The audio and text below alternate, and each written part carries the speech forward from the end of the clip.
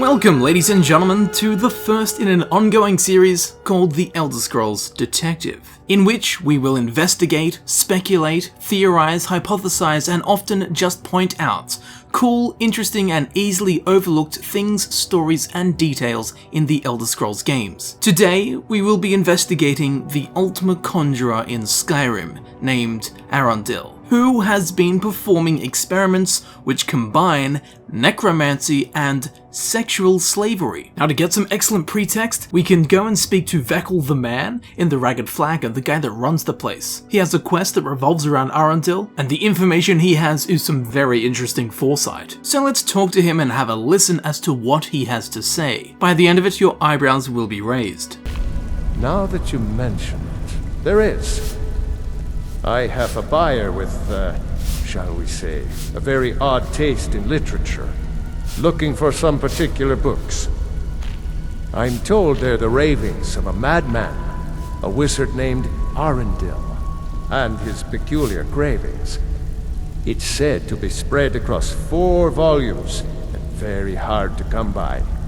My client is offering quite a reward for them, which I'd split with you. Then we have a deal. In his later years, Arondil moved into some ice caves known as Ingvild. He preferred the solitude in which to perform his, experiments. Recently, a woman was found, naked and shivering along the road to Dawnstar. The only information the guard could get from her were tales of strange experiments, and Arondil scribbling in his journals.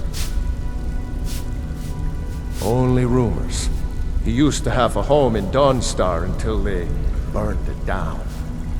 The people say he was doing unspeakable experiments on reanimation, rituals only a necromancer would perform. After he made for Ingvild, he was never heard from again. Now, although the quest is not necessary to experience any of the things shown in the video, it does, as I said earlier, give some very interesting pretext to what we are going to uncover. So Arondil, an Altmer conjurer, was performing such heinous experiments in Dawnstar that the townsfolk burnt his house down. I had a good look around the town of Dawnstar and could find no remnants of a burnt down house. They could have very easily wished to cover up any memories or reminders that Arondil used to live there and perform his dark experiments. I wonder which one of Dawnstar's milkmaids was the unlucky girl that witnessed and was captured by Arondil and was subject to his dark experiments. But now we must leave the light and protection of Dawnstar and head northeast. On an island off the northern shore of Skyrim, we will find it, the ancient Nordic ruin Ingvild. Although it seems this Nordic ruin has not been in use for many years, at the back of the island there is a cave that leads down into a tunnel system which eventually leads into the ruins. As we can see, upon entering, it has been hollowed out and cleared. It doesn't take long to find remains of ancient Nordic civilization, as we'll find sarcophagi that are all open. Almost straight away, we will also begin finding skeletons in odd positions. It also does not take us long to discover the Draugr in here. There are many, many Draugr, all of which carry one very particular and specific trait. The entirety of this Draugr army in Ingvild are female Draugr, something that will make much more sense very soon. Along with the Draugr, we will find the Ingvild ghosts. Again, they all have that one very specific trait. They are all female. So this is all well and good, but now we should start getting to the meat of it. As we get further into the dungeon, we will find more volumes of Arondils Journals. Let's read the first one now. Arondils Journal, Day 1. It seems the cretins of Dawnstar are not quite as foolish as I had surmised. They found my experimentations and, needless to say, were not pleased with what they saw. No matter, my work can only flourish without the distractions of living amongst the unenlightened. I have found a cave off the north coast of Skyrim that will be more than sufficient for my continued studies. The ruins of Ingvild should hold the materials I need to learn more about reanimating and enslaving the dead. On a personal note, I will miss the young maidens of Dawnstar. Such beauty was intoxication. I often found my thoughts wandering around them, imagining secret encounters between myself and one or two of the local girls. So far it just seems like one of my diaries. But this still doesn't explain too much. Continuing further into Ingvild, we will discover a table on which is an axe, a scroll of Ray's zombie, I can only imagine what he's been using that for, and the second part to the journal, Arondils Journal. Day 8. I have established a temporary workstation in these cold caves, and have found multiple burial chambers within the snow and ice. While in the first chamber I exhumed a few test subjects, all female, I was stunned to find my mind wandering again to the women of Dawnstar, as I examined my first find. At first I was slightly disturbed by my thoughts, but later I found myself re-evaluating. Day 9. The first trials went splendidly. Each subject was reanimated in a state of total complicity, bending to my every task and whim. I have ordered a few of my new servants to guard the island, while the rest will act as my personal entourage, standing by me at all times, watching over me while I sleep. So at this point we realize that this guy's pretty psycho. But to push the psycho even further, the third part of the diary, Arondils Journal. Day 21, an intriguing development. Tonight my guards have brought me a trespasser they found near the cave. At first I was understandably upset. Not only was I disturbed during one of my few moments alone with my favorite servant, but I recognized the trespasser, a milkmaid from Dawnstar. She remembered me as well, and made bold claims that I had been lurking near her at all hours. What lies! True, I had taken notice of her on occasion, but she was nowhere near the most noticeable of maidens in town. Her continued accusations, coupled with my fear of more uninvited guests, led me to conclude that she could never return to Dawnstar. My servants were quick to carry out my sentencing. Her body is here next to me as I write this. Funny, her eyes are still so full of life. Perhaps I will try a new experiment tonight, using fresher materials. Again, with the fresh materials, I don't think this guy's taking up sewing either. But we'll deconstruct the diaries a little bit later on. For now, let's head into the final chamber of Ingvild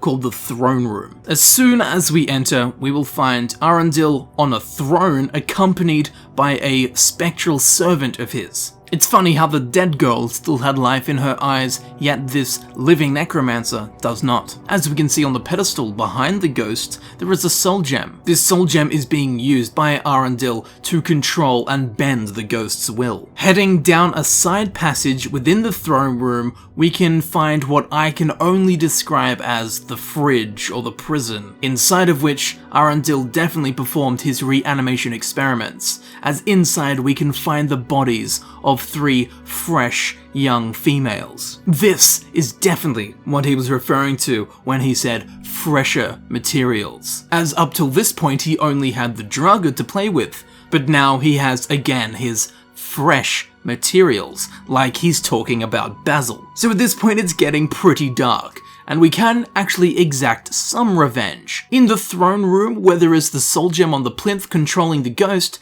if you're sneaky enough, you can sneak around behind them both and take it off of the plinth. Upon doing so, the ghost will turn hostile towards Arondil and actually kill him. So anyone triggered by this necrophiliac fiend, at least some justice has been served. Now behind the throne room, there is a bedroom. On the floor we can find red mountain flowers and wine, but the bed.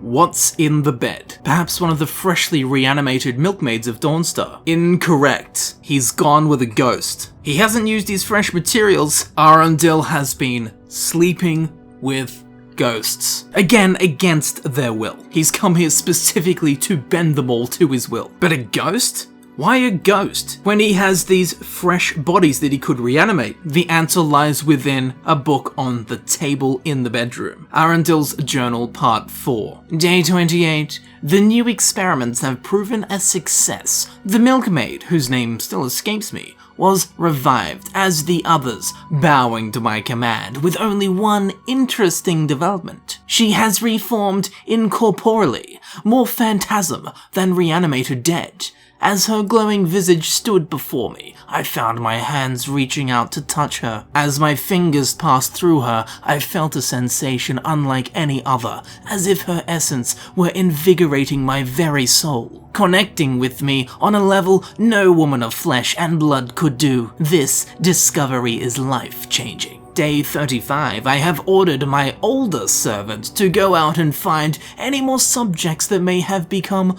lost. With the discovery of the inner sanctum deeper still within Ingvild, I should have sufficient room to store many new materials until I can transform them into willing slaves. I look back on my daydreams whilst living in Dawnstar and wonder if they were in fact portents of times to come. Alright, so many things need to be explained and just brought straight into the light and investigated here. So in the first diary he's come here, he started resurrecting the dead, and while he's doing all this, he still finds that his thoughts are wandering to the milkmaids of Dawnstar. So he's digging up ancient dead Nordic chicks while fantasizing about them jiggly milkmaids of Dawnstar. Then in the second part of the diary, as he's digging up the dead bodies of these ancient Nordic all-female Draga, he finds his mind wandering again to the milkmaids. Then he is stunned to find that his mind has kind of crossed the two thoughts. He's thinking of the Bustum babes from Dawnstar. Meanwhile, he has a huge supply of female Draga. Even he says at first he was slightly disturbed, but then found himself re-evaluating. In a sense, applying the mindset of beggars can't be choosers. He can't necessarily get the milkmaid, so hey, make use of what he's got. Some 1,000-year-old Draga Punandes. He was able to summon them. All of the reanimated corpses or Draga were in a total state of complacency, bending to his every task. And I think that line there, bending, might be literal. Then he's ordered them to guard the island. The rest are his personal entourage, like he's some boy band or something. But then that last line, standing by me at all times, standing watch over me while I sleep. That's weird. That almost goes beyond the sexual thing and just goes into some weird, like, psychological mommy issues thing. I don't know what the hell that is. Now, in the third part of the diary, when the trespassers found and brought to him, he says at first he was understandably upset because he was disturbed during one of his few moments alone with his favorite servant. And then he goes on to say that he recognized her as a milkmaid from Dawnstar. And this is where he gets the idea to get fresher materials for his experiments. But what this means is, this chick that was brought to him and disturbed his time with his favorite servant was the first fresh material girl, which means he was spending alone time with either a skeleton or a Draga. Did this guy really stick his wizard wand into that dusty snapper? Good God, man. I hope he had a spell for lubrication. This guy's taking the term boning to a whole new level. And then part 3 of the diary ends with him just saying that he ordered his Draga entourage to kill the girl. Then he's saying how funny it is that she still has life in her eyes even though her corpse is next to him as he writes this. But this Dawnstar milkmaid was the beginning of his fresh materials. And now in the final part of the diary, he brought the milkmaid back to life so he could play with some fresh materials. She was reanimated as the others bowing to his every command, except with one interesting development. She reformed incorporeally, which means she didn't have a physical material body, but instead she was more phantasm, meaning of course she was like a phantom, a ghost. And as he's standing there, he goes to feel her up and his hand goes straight through her and he goes, "Oh dude, that feels fucking heaps good." He felt a sensation unlike any other, as if her essence were invigorating his very soul, connecting with him on a level no woman of flesh and blood could do. So now what he's done, he's actually gone beyond necrophilia and progressed to a plane in which I had to actually look up as an actual word, which is spectrophilia, which is the sexual attraction to ghosts as well as the phenomenon of sexual encounters between ghosts and humans. Crowning Arondil, Skyrim's Altmer, necromancer, spectrophiliac ghost rapist. That's one hell of a title, but it's 100% legit as we've learned from this video. This guy's a psychopath. Although, we do now know that there is an upside to having a haunted house. Also, in his bedroom we can find the Grand Staff of Charming. I mean, of all the staffs to find, he has a staff for charming the ladies. Although I'm sure at this point, the ghosts of Ingvild are sick of long, hard things. Now remember how on his bedroom floor we could find red mountain flowers? Well, there may be a little bit more to this story. As I already covered in my The Pale, Curating Curious Curiosities video, we have the Lover's Tent, a tent found on the northern shore right near Dawnstar. On the map it's actually located between Dawnstar and Ingvild, and despite having some interesting things in the Curating Curious Curiosities video, we were unable to conclude who had been here and what the purpose of this tent was. Well, I think I found it. On the inside we can find wine, food, goblets, red mountain flowers, an amulet of Mara, and other bits and bobs that would indicate romance to some degree. And given I could find no other explanation for this, and after our learnings from Ingvild and Arondil, it's very safe to assume that Arondil actually used this tent to put milkmaids and young girls into a false sense of security. Then he'd invite them back to his, and they would end up a corpse in his fridge, and then a ghost in his bed. Ladies, stick with Tinder. So a very interesting find in the Elder Scrolls V Skyrim. I hope you learned something new, or at the very least, found this video interesting in some way. If you have found any cool things or cool stories, hidden things, any theories, anything you would like me to look into or bring into the light in any of the Elder Scrolls games, be sure to leave a comment down below explaining what it is you want me to cover, and hopefully in time I'll be able to get onto it and make a video on it. So again, be sure to leave a comment letting me know of any cool things you found in any of the Elder Scrolls games that you think are worth covering. Not quite yet, but in time, in the description there will be links to other Elder Scrolls Detective videos. In the description is also a link to my Twitter page. Please consider following me to guarantee that you are notified when I upload a new video to YouTube. Like, comment, and share. Please consider subscribing if you enjoyed this video and would like to see videos similar to this one. There will be a playlist button on screen you can also check out. Thank you very much for watching, thanks for supporting the channel, and I will see you very shortly in the next video. Don't get any ideas from Arondil.